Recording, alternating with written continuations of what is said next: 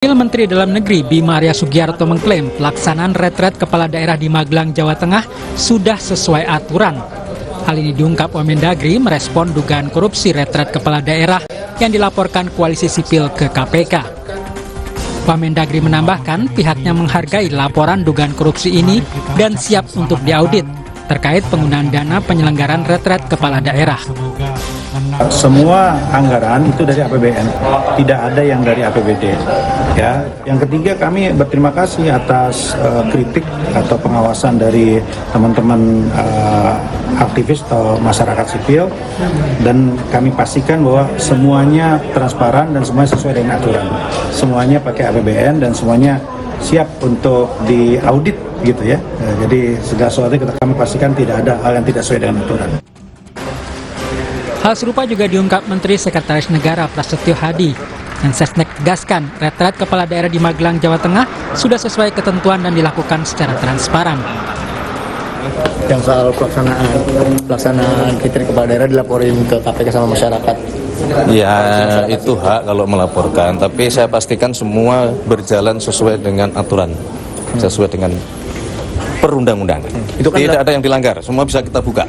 Itu kan kemarin kan dilaporkannya karena ini ya Mas ya, karena masuk ke rekening PT Lembah Tidar itu Mas. Ya kan itu prosesnya ya, itu kan pengelolanya prosesnya seperti itu. Tapi semuanya saya jamin semuanya terbuka, semuanya sesuai dengan prosedur. Termasuk yang PT Lembah Tidar. Oh iya dong. Itu berarti juga termasuk bagian dari dibuka dulu habis itu baru yang dapat itu PT Lembah Tidar gitu berarti Mas. Iya.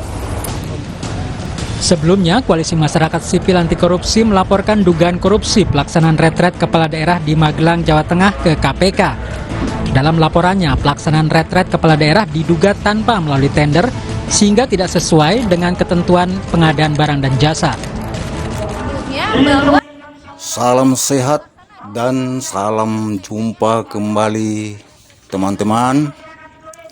Ini kita akan membahas daripada perkorupsian, tidak habis-habisnya juga perkorupsian dan niat pemerintah ataupun pejabat untuk mengkorup uang-uang yang betul-betul akan dipergunakan untuk kepentingan negara, tapi duitnya selalu ada celah mereka lakukan untuk mengkorupsi.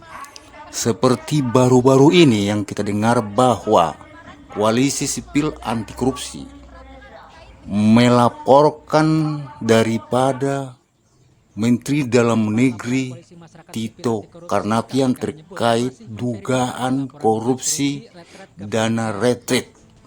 Ini lagi nih, masih sempak-sempaknya mengkorup ya. Pokoknya di mana ada dana, di mana ada uang, pasti di situ ada uang masuk mereka. Tapi ini masih sekedar dugaan. Cuma ya artinya peluang korupsi itu ada, tetap ada korupsi itu. Inilah yang sekarang lagi dilaporkan oleh Koalisi Sipil Anti Korupsi dalam hal pemakaian uang dana retret. Kenapa bisa seperti itu? Memang pada saat ditelusuri mereka melihat dan mereka mempertanyakan bahwa pemenang tender pengadaan barang dan jasa itu tidak ada transparansi. Artinya tidak ada tender terbuka di sana.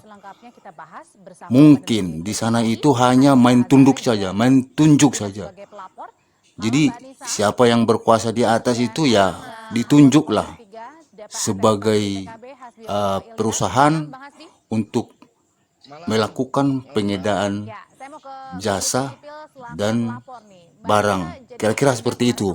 Jadi tanpa ada tender, tanpa ada proses-proses itu terjadi, itu perusahaan atau seseorang yang punya perusahaan sudah mendapatkan tender itu secara otomatis tanpa dilakukan proses tender. Memang itu udah menyalahi aturan sesuai dengan Kepres 2018. Menurut salah satu Wamen Dagri, yaitu Bima Arya, mengatakan bahwa semuanya itu sudah memenuhi standar prosedur. Ya, memang ya begitu bahasanya. Siapapun yang merasa ataupun terduga korupsi itu selalu mengatakan prosedur standar. Sudah memang begitu standarnya. Semua begitu. Yang sudah diduga, artinya korupsi, pasti bahasa itu akan keluar. Standar itu pasti keluar. Itu kan hanya supaya bahwa tuduhan itu tidak benar gitu, untuk mengaburkan tuduhan itu. Jadi ya bahasanya seperti itu ya, selalulah itu keluar dalam bahasa-bahasa mereka. Dan juga diterima melalui rekening PT LTI oleh 503 kepala daerah.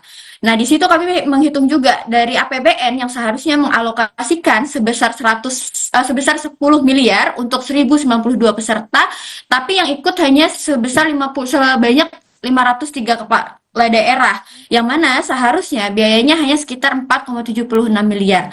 Tapi total dana yang sudah dikumpulkan oleh PT LTI dari APBD itu mencapai 11 miliar. Sehingga ada selisih 6,29 miliar yang tidak tahu ini dana APBD yang dialihkan ini digunakan untuk apa, tidak ada transparansi di sana, dan juga pengadaan terkait dengan... Berarti ini ada laporan dugaan korupsi sebesar 6 miliar lebih yang karena hanya digunakan sekitar 5 miliar gitu, Mbak Nisa?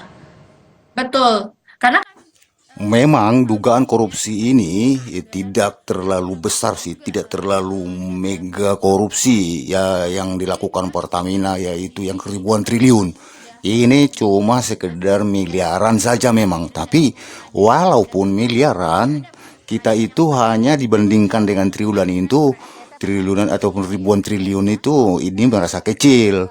Tapi ini udah jelas-jelas juga menyalahi aturan. Ini sudah pidana juga sebenarnya kalau memang betul-betul nanti ini terjadi korupsi.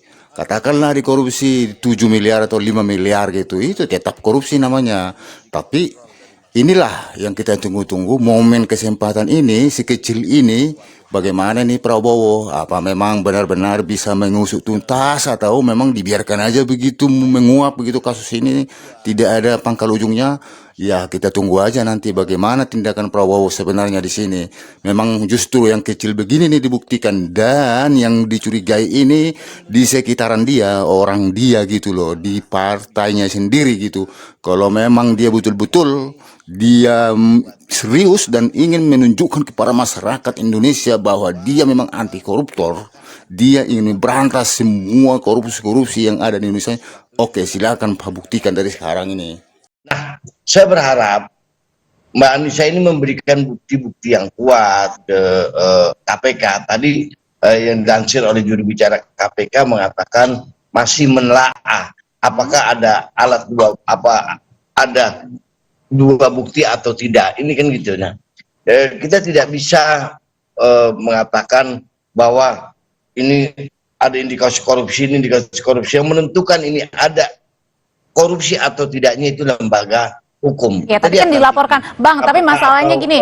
Dari Kejaksaan Agung atau kepolisian. Nah, Bang Hasbi, tapi gini, pada saat teman-teman di Kompas TV juga mencoba untuk membuka laman LPSE di Kementerian Dalam Negeri ini mencari tahu sebenarnya tender atau lelang pada saat penyelenggaraan retret kepala daerah, ternyata ini nggak ada nih. Kita tidak menemukan nama-nama pemenangnya, tendernya. Oh begini Mbak, kalau soal tender, ini hampir seluruhnya di pemerintah daerah walaupun pemerintah pusat, itu ada yang penunjukan langsung atau melalui lelang. Kita harus lihat dulu. Saya juga tidak paham di sini apakah acara retret ini penunjukan langsung dari pemerintah pusat atau memang berdasarkan lelang. Misalnya seperti ini, misalnya di daerah di Provinsi DKI Jakarta atau di daerah-daerah lain. Salah satu contoh di Provinsi DKI Jakarta ini, tender yang 200 juta misalnya atau 100 juta, itu bisa penunjukan langsung. Ini kan tapi di atas, Bang. Itu saya kasih contoh-contoh di DKI Jakarta ya. Kalau di nasional ini berapa gitu yang bisa memang penunjukan langsung, atau skala di sini memang darurat untuk untuk pelatihan kepada kepala daerah yang memang harus digembleng supaya lebih baik nanti memimpin daerah.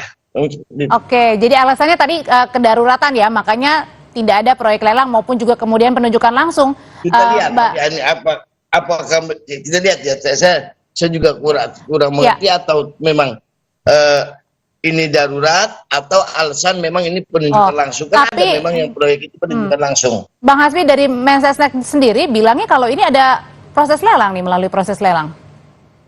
Kalau memang proses lelang harus Setelah dicek benar-benar oleh Koalisi Sipil Anti Korupsi dan termasuk daripada wartawan Kompas, mengeceknya benar-benar apa memang ada pengadaan terbuka, siapa pemilik dan pemenang tendernya, ternyata tidak ada. Dan di konferensi kepala salah seorang dari anggota Komisi 3 fraksi PKB, dia mengatakan bahwa penentuan salah seorang ataupun oknum yang diduga korupsi atau tidak itu adalah aparat, termasuklah di sini polisi dan kejaksaan. Ya, itu kan artinya itu kan bahasa-bahasa biasa saja, itu bahasa seperti itu, tapi bukan berarti tidak ada dugaan korupsi itu, bukan berarti tidak ada seandainya nanti perkorupsian itu ada di sana.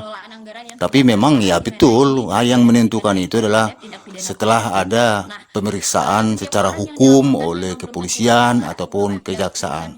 Tapi yang perlu saya soroti di sini, Komisi 3 ini mengatakan bahwa itu bisa dibuat salah satu tender tunjukan atau PL gitu, penunjukan langsung daripada salah satu perusahaan untuk dibuat sebagai pengadaan barang dan jasa. Tapi kita lihat daripada besaran dananya, besaran anggarannya. Biasanya anggaran yang dilakukan oleh penunjukan langsung atau PL itu hanya anggaran 200 juta ke bawah. Tapi ini kan puluhan miliar. Puluhan miliar itu masa ditunjuk langsung? Kenapa harus ditunjuk langsung? Apalagi terkesan pemilik PT Lembah Tidar ini adalah dari anggota Gerindra. Jadi bagaimana menurut kalian teman-teman semua, ini Gerindra ada hubungannya dengan Bapak Presiden. Jadi apakah memang betul-betul ini ada keyakinan bahwa ini akan diusut, akan ini sia-sia saja, putus di tengah jalan?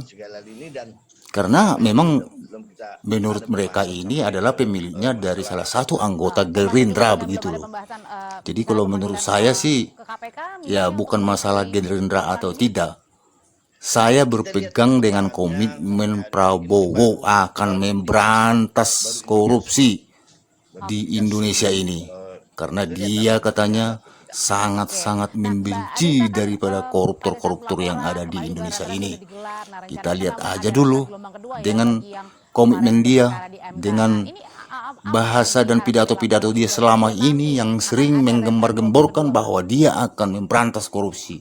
Tapi kalau menurut saya ya, kalau memang betul-betul Pak Prabowo ingin ya memberantas korupsi itu, ini buktinya. Ini buktinya.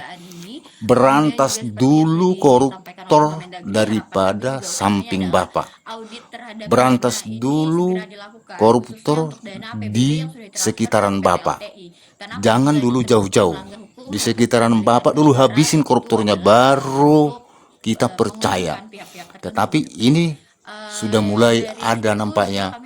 Kalau memang betul-betul Bapak itu memang konsekuen dengan kata-kata Bapak dan pidato Bapak ini katanya anggota daripada Gerindra pemilik perusahaan ini, ya ini kesempatan Bapak tunjukkan kepada masyarakat umum, tunjukkan kepada masyarakat Indonesia bahwa Bapak memang betul serius dan tidak pandang bulu. Yang itu yang selalu Bapak gaungkan dalam pidato Bapak, yang tidak pandang bulu akan Bapak libas semua yang koruptor-koruptornya. Inilah saatnya Bapak membuktikannya. Jangan cuma omong-omong ya Pak.